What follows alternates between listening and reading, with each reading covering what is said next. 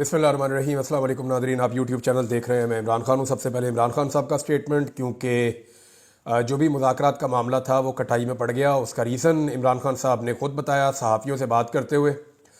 और इमरान खान साहब ने कहा कि अली अमीन गंडापुर और बैरिस्टर गौहर के ज़रिए मुझे ऑफ़र आई कि एहतजाज मुलतवी कर दें तो सब कुछ ठीक हो जाएगा। इमरान खान ने अडियाला जेल में मीडिया से बातचीत करते हुए कहा कि इस्लामाबाद में 24 नवंबर का एहतजाज मुलतवी करने के लिए उनकी रिहाई की शर्त पूरी नहीं हुई। मैंने खुद समेत अंडर ट्रायल लोगों की रिहाई का मुतालबा किया था। जितने लोग भी अंडर ट्रायल हैं उन सबको रिहा कर दिया जाए ताकि मुज़ाकरात की संजीदगी का मालूम हो सके। इमरान खान ने कहा कि ये ऐसी डिमांड थी जो फौरी तौर पर पूरी हो सकती थी, जो उन्होंने नहीं की। मुज़ाकरात तो चलते रहते हैं, मगर ये पता चल गया कि ये सीरियस नहीं थे।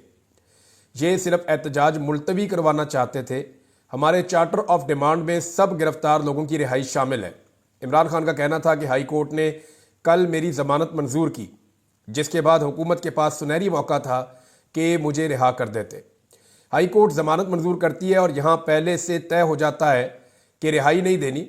वाज़ेह हो गया कि हुकूमत मुझे मसरूफ़ करके मामले को तूल देना चाह रही थी। यानी वो जो हम पहले बात कर रहे थे कि इमरान खान साहब को धोखा दिया जा सकता है मुज़ाकरात के नाम पे कि टाइम गेन किया जाए, और यही काम गुज़िश्ता 2.5 साल से हम देख रहे हैं पाकिस्तान में किया जा रहा है। लगभग 2.25 साल होने वाले हैं। एक ही काम पाकिस्तान में किया गया है कि मामले को तूल दिया जाए, टाइम गेन किया जाए। ऐसा लगता है निज़ाम ये सोच रहा है कि थोड़े दिन बाद हालात ठीक हो जाएंगे, थोड़े दिन बाद हालात ठीक हो जाएंगे। बस ठीक होने ही वाले हैं, अभी बस चीज़ें ठीक हो जाएगी। तो वो थोड़े थोड़े दिन करके 2.25 साल होने वाले, हालात तो ठीक नहीं हुए। बहरहाल इमरान खान ने कहा कि ये भी वाज़ेह हो गया कि असल ताकत जिसके पास है उसी ने ये सब कुछ किया, और सब कुछ ये बताने के लिए किया कि वो जो चाहे करें, वो कानून से बालातर है। इमरान खान ने कहा कि 26वीं आईनी तरमीम मुकम्मल नाफिज हो गई तो कहीं से भी रिलीफ नहीं मिलेगा। हमारे पास जिंदा कौम की तरह एहतजाज के अलावा कोई और रास्ता नहीं है। 24 नवंबर को बैरून मुल्क पाकिस्तानियों का रिकॉर्ड एहतजाज होगा, क्योंकि वो आज़ाद मुल्कों में रहते हैं। हमें हुकूमत की नीयत का पता चल चुका है। एहतजाज भी होगा, मुज़ाकरात भी चलते रहेंगे। मुज़ाकरात होंगे तो बात आगे चलेगी। मुज़ाकरात जिनसे हो रहे हैं नाम नहीं बता सकता, लेकिन जो मुज़ाकरात हो रहे हैं इनमें संजीदगी नहीं है। इमरान खान ने मजीद कहा कि मैं जेल में हूं और मुझ पर केसेस बनाए जा रहे हैं। उसी को बनाना रिपब्लिक कहते हैं। वकला, जजेस, मजदूरों, सिविल सोसाइटी सबको पैगाम दे रहा हूं कि 24 नवंबर को एहतजाज के लिए निकले। इमरान खान साहब ने जोर दिया कि 24 नवंबर का एहतजाज 100% कामयाब होगा। अब वाज़ेह हो चुका है कि मुझे 24 नवंबर से पहले रिहा नहीं करेंगे। हम इनकी क्या बात माने? अगर वो बातचीत में संजीदा हैं तो हमारे लोगों को रिहा किया जाए। जेल में रहते हुए मुझ पर 60 केसेस हो चुके हैं। सारे मरकजी केसेस में मेरी जमानत हो चुकी है, मगर इसके बावजूद रिहा नहीं किया जा रहा। इमरान खान साहब ने सारा बताया जी कि अली अमीन गंडापुर और बैरिस्टर गौहर आए थे। वैसे ये दोनों लोग जो हैं वो कंटिन्यूसली एस्टेब्लिशमेंट के साथ राब्ते में है। ये बात मैं आपको पूरी यकीन के साथ कह सकता हूँ। वो इसलिए कि अली अमीन गंडापुर एक सूबे के वज़ीर आला हैं, तो वज़ीर आला का गुजारा ही नहीं होता जब तक कि वो काम कर ही नहीं सकता। हमारा सिस्टम इस तरह से बना हुआ है, एस्टेब्लिशमेंट की इतनी गहरी जड़ें पूरे सिस्टम के अंदर कि कोई वज़ीर आला तो क्या, कोई SHO भी या कोई एक SP या DSP भी जो है वो एस्टेब्लिशमेंट के साथ जुड़े बगैर काम नहीं कर सकता। एस्टेब्लिशमेंट की जड़ें बहुत गहरी हैं निज़ाम के अंदर, तो वज़ीर आला तो ऐसा सोच भी नहीं सकता। अब अलीमा खान साहिबा ने भी इसकी तस्दीक की। उन्होंने कहा जी इमरान खान साहब को मुज़ाकरात की पेश की गई, 10 दिन के लिए टाइम मांगा गया था। जो मुज़ाकरात करने वाले दूसरे लोग हैं जिन्होंने अली अमीन गंडापुर से रब्ता करके मुज़ाकरात किए या बैरिस्टर गौहर को इन्फॉर्मेशन है, उन्होंने कहा जी कि 10 दिन दे दिए जाए, 10 दिन के लिए एहतजाज आप मौखर कर लें और मुज़ाकरात जो है वो फिर आगे बढ़ते जाएंगे। अब इसमें जो डायरेक्टली उनका स्टेटमेंट है वो ये है कि इमरान खान ने कहा कल मुझे उन्होंने ऑफर किया आप 10 दिन के लिए एहतजाज मुलतवी कर दें, हम बातचीत करने के लिए तैयार हैं। मैंने कहा ठीक है, पहले बेगुनाह लोगों को रिहा करो। बजाय रिहाई के मुझ पर एक नया केस बना दिया गया। इससे वाज़ेह हुआ कि ताकतवर लोग जिस वक्त चाहें आपको कैद में रख लें और जब चाहें आपको रिहा कर दें। लिहाजा उन्होंने बड़ा क्लियरली ये कह दिया इमरान खान साहब ने कि ये इसके पीछे एस्टेब्लिशमेंट है मेरी गिरफ्तारी के पीछे, और ये सारे मिले हुए हैं और ये सिर्फ टाइम गेन करना चाह रहे थे, जो इमरान खान साहब ने फिलहाल देने से इनकार कर दिया है। और उन्होंने कहा जी कि हम एहतजाज करेंगे, एहतजाज नहीं रुकेगा। मोहसिन नकवी को बुला लिया जी, इस्लामाबाद हाई कोर्ट ने इसका नोटिस ले लिया। इस्लामाबाद हाई कोर्ट के अंदर वो एक केस चला गया था, वहां पे चीफ जस्टिस के पास ये केस लगना ही वहां था। इस्लामाबाद में जब भी कोई हुकूमत से मुताल्लिक या इस्टेब्लिशमेंट से मुताल्लिक कोई भी चीज़ आती है, वो 90% जो है वो जाकर सीधा chief justice Islamabad high court के पास ही लगती है। वो इख्तियार भी उनके पास ही है। तो वो केस उनके पास जाके लग गया और उन्होंने वहाँ पे तलब कर लिया वज़ीर दाखिला को, और वज़ीर दाखिला का शुक्रिया भी अदा किया कि आप आए। तो वज़ीर दाखिला ने वहाँ पे बातचीत की। बहरहाल अब ये केस चल रहा है कि इस एहतजाज को कैसे टैकल करना है। अब अदालत के ज़रिए से कोई हुक्म लेने की कोशिश की जाएगी। बहरहाल मोहसिन नकवी ने बाहर निकल के बातचीत की है और मोहसिन नकवी ने कहा कि जी पीटीआई के साथ कोई मुज़ाकरात नहीं हो रहे क्योंकि धमकियों के साथ बातचीत नहीं हो सकती है। चीफ जस्टिस का जो भी ऑर्डर होगा उसके ऊपर हम अमल दरामद करेंगे। मुझे लगता है चीफ जस्टिस से सख्त ऑर्डर लेगी ये हुकूमत और उस ऑर्डर को बुनियाद बनाकर लोगों के ऊपर फस्तायत, जुल्म और जबर किया जाएगा। अब चीफ जस्टिस का जो सख्त ऑर्डर है वो किस नौयत का होगा ये हम देख लेंगे आने वाले वक्त में। अच्छा, उन्होंने कहा जी कि सवाल ये पैदा होता है कि सिर्फ खास दिनों में पीटीआई क्यों एहतजाज कर रही है। अब ऐसे वक्त में एहतजाज की कॉल दी है जब बेलारूस के सदर पाकिस्तान, ओ यार कुछ ना कुछ तो पाकिस्तान जो हो ही रहा होता है ना। थोड़े दिन पहले एहतजाज कर रहे थे तो आपने कहा था जी वो जो है वो मलेशिया के वज़ीर आज़म आ गए, हालांकि वो उस दिन जा रहे थे जिस दिन उन्होंने एहतजाज की कॉल दी थी। उससे थोड़े दिन पहले जो है वो आसिफ अली जरदारी नाना बन गए थे। उसके बाद जो है वो नवाज शरीफ साहब का बेटा दिवा, कुछ ना कुछ तो इस मुल्क में हो रहा होता है। कभी मरियम नवाज की सर्जरी निकल आती है, कभी कुछ हो जाता है, कभी कुछ ना कुछ। एक मुल्क है भाई इतना बड़ा, तो बेलारूस का सदर आ रहा है। हद हो गई वैसे आप लोगों की। मैं हैरान होता हूं कि बेलारूस का सदर आएगा, आगे पाकिस्तान का सारा कर्जा उतार के वापस चला जाएगा, ये होगा। यानी मेरी समझ से बाहर है। कोई ना कोई तो पाकिस्तान में आता ही रहता है हर वक्त। इतना बड़ा मुल्क है भाई, 25 करोड़ इसकी आबादी है, एटमी पावर है दुनिया की 7वीं। तो यहां पे तो लोग आएंगे और जाएंगे। हमने अपने अंदरूनी मामलात को उठा के हम कहां पे जाके जोड़ देते हैं। मोहसिन नकवी ने एक और इल्ज़ाम लगा दिया कि जी खैबर पख्तूनख्वा से जो लोग आते हैं ना उनमें अफगान शहरी बहुत बड़ी तादाद में होते हैं, ये एक सवालिया निशान है। फिर उन्होंने कहा जी कि एक और चीज़ उन्होंने उठाई, ये जो दहशतगर्दी का वाक़या हुआ इस पर मोहसिन नकवी ने कहा जी उधर हम ख्याल करें या इधर ख्याल करें। आज 38 लोग शहीद हो गए हैं करम एजेंसी में। अब हम वहां ध्यान रखें या यहां ध्यान रखें। अब ये बहुत बड़ा दहशतगर्दी का एक वाक़या हुआ है और 38 लोग वहां पे बताए गए हैं। अब तक की इतला के मुताबिक जो शहीद हो गए हैं, गाड़ियों के ऊपर अंधाधुंध फायरिंग की गई है। ये पारा चनार से जाती हुई गाड़ियां। इसके ऊपर 2 स्टेटमेंट्स हैं अल्लामा राजा नासिर अब्बास साहब, क्योंकि वो इसके साथ जुड़े हुए हैं तो मैं उनके स्टेटमेंट आपको पढ़ के सुना देता हूँ। खैबर पख्तूनख्वा के जिला करम ओचित में दहशतगर्दों ने कानवाए पर फायरिंग की। उसके नतीजे में कमोबेश 38 अफराद की शहादत और कुछ जख्मी भी हुए हैं लोग। ये इंतहाई अफसरदा हूँ मैं। दहशतगर्दी की इस घिनौनी वारदात की जितनी मजम्मत की जाए कम है। हमने बहुत दफ़ा सूबाई और वफाकी हुकूमत को इस बारे में बताया, एहतजाज भी किए, लेकिन किसी के कान पर चूं तक नहीं रेंगी और इस जुल्म को रोकने में सब नाकाम साबित हुए। वज़ीर आला खैबर पख्तूनख्वा भी सूबे में अमन व अमान के क़याम में नाकाम हो चुके हैं। हकीकत तो यह है कि वो ज़िला करम पारा चनार का डिप्टी कमिश्नर और DPO तक हटाने का इख्तियार नहीं रखते। ये बात ठीक है, अली अमीन गंडापुर एक DPO को या एक RPO को या एक DC को नहीं हटा सकते। अली अमीन गंडापुर वज़ीर आला ज़रूर है, लेकिन इख्तियारात अली अमीन गंडापुर के पास नहीं है, इख्तियारात कहीं और है। मरियम नवाज़ के पास भी इख्तियारात नहीं है, लेकिन मरियम नवाज़ की तो समझ आती है ना कि मरियम नवाज़ फॉर्म 47 पे आई हुई है। मरियम नवाज़ की जाली हुकूमत है। अगर मरियम नवाज़ की हुकूमत में DPO और DC कोई और लगाए, या जिनके पास असली फॉर्म 45 हैं, जिन्होंने उनके बदले में इनको जाली फॉर्म 47 दिए हुए हैं, अगर वो मरियम नवाज़ की हुकूमत के अंदर मुदाखलत करें तो बात समझ आती है कि भाई आप जीते हुए नहीं, आप हारे हुए चुप करके बैठ जाएं। अब अली अमीन गंडापुर कंप्रोमाइज हो जाए या वो अपने सूबे के अंदर अपना ऑफिसर खुद ना लगा सके, तैनात ना कर सके, ट्रांसफर पोस्टिंग ना कर सके, तो इसका मतलब ये है कि ये क्यों कंप्रोमाइज हो रहे हैं। इनको तो अवाम ने हुकूमत बना के दी है, ये तो अवामी हुकूमत है। अली अमीन गंडापुर ना बड़े लंबे अरसे से पर्दा रख रहे हैं। वो ये भी नहीं बताते कि उन्हें अगवा किसने किया, वो ये भी नहीं बताते कि उन्हें दूसरी मरतबा अगवा किसने किया, वो ये भी नहीं बताते कि उनके साथ बातचीत क्या हो रही है, वो ये भी नहीं बताते कि उनके जो वजारत आला है उसमें मुदाखलत का लेवल क्या है। इसका रीज़न मैं जानता हूं, मुझे पता है इसका रीज़न कि अली अमीन गंडापुर ये सारा कुछ क्यों नहीं बताते, और इसका राज खैबर पख्तूनख्वा का जो वज़ीर आला हाउस है पेशावर वाला, उसके अंदर मौजूद है।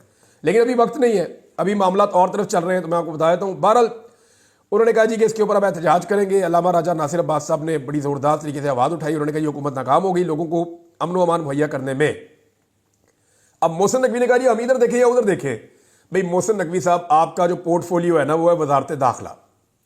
वजारत दाखिला का काम है अमन व अमान का क़याम, अमन में लाना, दहशत गर्दों की कमर तोड़ना, दहशत गर्दों के साथ लड़ाई करना। पहले आप गए बलूचिस्तान, वहां जाके मोहसिन नकवी साहब ने कह दिया जनाब के एक SHO की मार है। उसके बाद हमने देखा तब से लेकर अब तक दहशत गर्दी का सिलसिला थम ही नहीं रहा। अभी थोड़े दिन पहले इतनी बड़ी दहशत गर्दी की वारदात हो गई है स्टेशन के ऊपर क्वेटा में। लगातार वारदातें होती जा रही हैं दहशत गर्दी की। अब मोहसिन नकवी साहब की तवज्जो होनी चाहिए दहशत गर्दी को रोकने के लिए। अब जिन इलाकों से FC उठा उठा के मंगा रहे हैं इस्लामाबाद में, वहां अगर दहशत गर्दी के वाकयात हो रहे हैं तो कौन रिस्पॉन्सिबल है? मामला यह है कि सियासी एहतजाज जमहूरियत का हुस्न होते हैं, और अगर सियासी एहतजाज हो रहे हैं तो इससे प्रॉब्लम क्या है? लोगों को एहतजाज करने दीजिए। लोगों को मारना, ताकत इकट्ठी करना, यह कोई जरूरी तो नहीं है। इमरान खान के दौर में भी लोग आते थे एहतजाज करने के लिए, वो वेलकम करते थे। लोग आते थे, आके एहतजाज करते थे, बाद औक़ात बैठ जाते थे, बाद औक़ात वापस चले जाते थे। तो लॉन्ग मार्च तो 3 दफा है इमरान खान के दौर में। उन्होंने तो एक दफा भी कंटेनर नहीं लगाए, उन्होंने एक दफा भी लोगों को नहीं मारा, बल्कि उन्होंने कहा जी आने दो इनको। लोग आए, लोग आकर बैठे, बैठ के तंग आके वापस चले गए। तो इमरान खान का अपना स्टाइल था। उन्होंने कहा जी जो दहशतगर्द हैं, जो बाकी मामला हैं, वो रियासत का काम है, ये जो पॉलिटिकल मामला हैं ये पॉलिटिक्स है। तो मेरे ख्याल में मोहसिन नकवी साहब का ये सवाल बड़ा बचगाना है, और मुझे समझ नहीं आ रही कि वो कहां से सोच रहे हैं, या उनको कौन फीड कर रहा है, या उनके बेसिक कॉन्सेप्ट ही खराब है कि रियासत का काम या वजारत दाखिला का काम यह है कि शहरियों की जानो माल का तहफ़्फ़ुज़ करना। उनका काम यह नहीं है कि साथ उस IG को खड़ा किया हुआ है जिसके 9 महीनों के अंदर, पिछले 9 महीने में आपको पता है रिकॉर्ड नौइयत की बदअमनी है इस्लामाबाद के अंदर। पिछले 9 महीने के अंदर 8000 से ज्यादा क्राइम के वाकयात हो चुके हैं। तबाही फिर गई है पाकिस्तान के अंदर लॉ एंड ऑर्डर के हवाले से। लॉ एंड ऑर्डर की सिचुएशन में जो इंटरनेशनल खबरें आ रही हैं, आलमी सतह के ऊपर जो सर्वेज हैं, जो डाटा बताता है वो ये बताता है कि पाकिस्तान दुनिया के टॉप 3 ममालिक में है जहां पे बदअमनी है और लॉ एंड ऑर्डर की सिचुएशन खराब है। ये पाकिस्तान को वहां पहुंचा दिया। अब इसकी रिस्पॉन्सिबिलिटी लेने के बजाय मोहसिन नकवी साहब ये कह रहे हैं कि सियासी लोग एहतजाज करने क्यों आ रहे हैं। मेरी समझ से बाहर है कि ये मामला इस तरफ क्यों ले जाते हैं। असल में इमरान खान साहब को जिन लोगों ने पकड़ा है ना, उनके लिए सबसे बड़ा प्रॉब्लम क्या है, इसको समझें आप। क्यों ये इमरान खान साहब को धोखा देकर डिले करना चाहते हैं? अगर किसी को यह लगता है कि ये इमरान खान को छोड़ देंगे तो ये उसकी खामख्याली। इमरान खान कानून के जरिए छूट जाए वो एक अलग बात है, लेकिन निजाम कभी भी इमरान खान को छोड़ने का रिस्क नहीं लेगा। एस्टेब्लिशमेंट कभी ये रिस्क नहीं लेगी, हुकूमत कभी ये रिस्क नहीं लेगी। उसकी वजह समझिए आप। इमरान खान की मकबूलियत का तोती बोल रहा है, ना सिर्फ मुल्क में बल्कि पूरी दुनिया में। ऐसे वक्त में एक लीडर जब जेल से निकलता है तो उसका इस्तकबाल होता है। इमरान खान का इस्तकबाल इस नौइयत का होगा कि दुनिया खमैनी का इस्तकबाल भूल जाएगी। दुनिया भूल जाएगी कि बेनजीर भुट्टो वापस आई थी तो लोग कैसे निकले थे इस्तकबाल करने के लिए। इमरान खान के इस्तकबाल के बाद पाकिस्तान का सारा पॉलिटिकल सिनेरियो ही चेंज हो जाएगा। अगर इमरान खान को छोड़ दिया जाता है आज, 10 दिन बाद, 20 दिन बाद, 30 दिन बाद, तो पूरा पाकिस्तान उसकी एक झलक देखने के लिए निकलेगा, और इतना बड़ा हुजूम बन जाएगा, इतना बड़ा क्राउड बन जाएगा कि पाकिस्तान की पूरी पॉलिटिक्स और पाकिस्तान का पूरा निजाम इमरान खान के सामने बोना लगना शुरू हो जाएगा। और ये एक इतना बड़ा रिस्क है जो इस वक्त पाकिस्तान की एस्टेब्लिशमेंट और पाकिस्तान की हुकूमत नहीं ले सकती। आज़ाद कश्मीर में नाज़रीन हालात ख़राब हो रहे हैं बदकिस्मती से। वहाँ ये हो रहा है कि इंतज़ामिया ने जो है, लॉ इन्फोर्समेंट एजेंसीज़ ने, इदारों ने लोगों के ऊपर जबर और फस्तायत के साथ दोबारा क्रैकडाउन किया कि पाकिस्तान तहरीक इंसाफ के लिए एहतजाज के लिए ना निकले। लोगों ने रिएक्ट कर दिया आगे से। कई जगहों में पुलिस को फेंटी पड़ी है, कई जगहों में वीडियो आ रही है कि पुलिस को और इंतज़ामिया को महसूर बनाया हुआ है, और कुछ जगह से जो है वो तशद्दुद के वाक़यात रिपोर्ट हो रहे हैं। ये बड़ा अनफॉर्चुनेट है। आज़ाद कश्मीर में पहले ही एक मामला ट्रिगर कर गया था। भाई आज़ाद कश्मीर के लोग हैं, वो एहतजाज करने आएंगे तो जब बाहर आएंगे कहीं पे आप निपट लीजिएगा, आप रोक लीजिएगा, आप रोक सकते हैं। तो भाई आप आज़ाद कश्मीर जैसे हसास इलाके में, यानी ये पाकिस्तान के लिए हसास इसलिए है कि हमारा एक आलमी मुकदमा है, तो वहां पे तो ना आप इस लड़ाई को शुरू करें।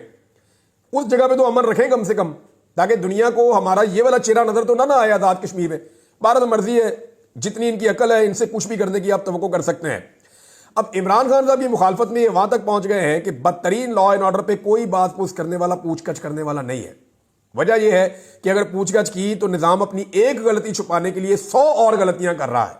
यानी अगर पूछगछ करेंगे तो यह साबित हो जाएगा कि इमरान खान का दौर बेहतर था, वो बेहतर परफॉर्म कर रहा था। यानी बदतरीन सरमायाकारी पे कोई नहीं पूछता, बदतरीन महंगाई पे कोई नहीं पूछता, बदतरीन गवर्नेंस और नालायकियों पे कोई नहीं पूछता, मईशत मुकम्मल तबाह कर दी गई, कोई नहीं पूछता, दहशतगर्दी के बढ़ते वाकयात पे कोई जवाब देने के लिए, सवाल पूछने के लिए तैयार नहीं है, खारजी ताल्लुकात में अबतरी पे भी कोई बात नहीं करता।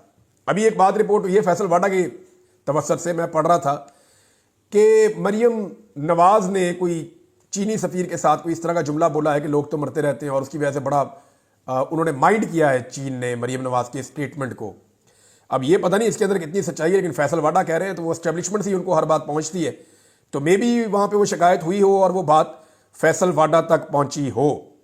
नाज़रीन, मैं आपको दो छोटी छोटी ऑडियो सुनाना चाहता हूं। एक ऑडियो जुनूबी पंजाब से है। डॉक्टर रियाज साहब हैं पाकिस्तान तरीके इंसाफ के, उनके घर पे पुलिस ने रेड किया। उसकी जो वीडियो है वो भी यानी मैं देख ही नहीं पा रहा था, जितनी खवातीन चीखें मार रही थी और जैसे तशद्दुद कर रही थी पुलिस। और ये बड़ा पढ़ा लिखा खानदान है, बड़े इज्जतदार लोग हैं। ज़रा उनकी बेटी की आप आवाज़ सुने। उसने एक ऑडियो मैसेज किया, उसकी उंगलियां भी तोड़ दी हैं, और ये पुलिस वालों ने टॉर्चर किया है। ज़रा सुने उनके साथ और उनके वालिद के साथ क्या हुआ। मैं डॉक्टर रियाज लाल साहब की बेटी बात कर रही हूँ। हमारे घर की दीवारें फैला के हमारे घर में आए। हम लोग यहाँ पर एक महफूज मकाम पे थे जलालपुर में। पुलिस हमारे घर के आई, पुलिस का डाला था। SHO ने मेरी वालदा के साथ बहुत बदतमीजी की, घर की औरतों पे हाथ उठाया और डॉक्टर साहब को जबरदस्ती इस तरह से ट्रीटमेंट दिया जैसे हम कोई कातिल है। तो नाज़रीन, ये आपने सुना, तो अब आप देखें ना कि नवाज शरीफ की बेटी जाए सर्जरी करवाने के लिए तो मुबैना तौर पे एयरफोर्स के तैयारे में जाए। हमारे फौजी जवानों की लाशें जब वो शहीद हो जाएं तो वो उठा के लाई जाए खच्चरों पे और दूसरे जानवरों पे। ये आलिया हमजा साहिबा ने बताया। अभी मैंने ये, बल्कि उनके कहने के बाद मैंने वीडियो भी देखी, और उन्होंने ये एतराज़ किया आलिया हमजा साहिबा ने कि जनाब हमारे शहीद जवानों की लाशें तो खच्चरों पर लाई जा रही हैं बांध के, और इनके निहारी जो है वो जाती है हेलीकॉप्टरों के ऊपर, इनके बच्चे ट्रैवल करते हैं हेलीकॉप्टरों पे, और इनकी बेटी अपनी सर्जरी करवाने के लिए एयरफोर्स के तैयारे में जाती है। तो ये बदकिस्मती नहीं है तो और क्या है। अब जरा एक और बच्चा है, इसका स्टेटमेंट आप सुनिए। ये नारोवाल से पाकिस्तान तरीके इंसाफ के यासिर मली साहब हैं। उनके घर पे पुलिस ने अटैक किया और वो पुलिस से बचकर भागे कि गिरफ्तारी अवॉइड करनी है। उनके साथ क्या हुआ, जरा उनके बेटे की जुबानी आप सुन लीजिए। हमारे दरवाजे को मेरे बाबा भागे हैं, पीछे मुलाजिम भागे हैं, मेरे बाबा का कहीं पाँव हार गया, इन्होंने ऊपर से इतनी बैठी मेरे बाबा को ईंट मारी है। तो नाज़रीन, देखा आपने कि ये बच्चा क्या बता रहा है। ये पाकिस्तान के इस वक्त जबर और फस्तायत का ये आलम है, और ये कोई एक दो जगह की कहानी नहीं है। ये कहीं पे रिकॉर्ड होती है, कहीं पे नहीं होती। ये गली गली मोहल्ले मोहल्ले यही दास्तान चल रही है। छोटे छोटे बच्चों को गिरफ्तार करते हैं, छोड़ते हैं, वो फिर उसी काम पे लग जाते हैं, फिर गिरफ्तार कर लेते हैं। इस कौम ने भी जिद पकड़ ली है। अब इंटरनेट बंद करने की तैयारी हो रही है। इंटरनेट बंद करने के ऊपर पाकिस्तान तरीके इंसाफ ने एक स्ट्रेटजी बनाई है, और वो स्ट्रेटजी जो है वो भी आज शाम तक सारी चीज़ें तकरीबन फाइनल हो जाएंगी। मैं नेक्स्ट वीलॉग में आपको बताऊंगा कि इंटरनेट बंद होने की सूरत में क्या स्ट्रेटजी है और किस तरह जो है वो पाकिस्तान तरीके इंसाफ ने क्या हिकमत अमली बनाई है, कैसे वो फुटेज और वीडियोज़ जो है और वो तस्वीर सामने आएंगी। अब तक के लिए इतने, अपना ख्याल रखिएगा, अपने इस चैनल का भी। अल्लाह हाफ़िज़।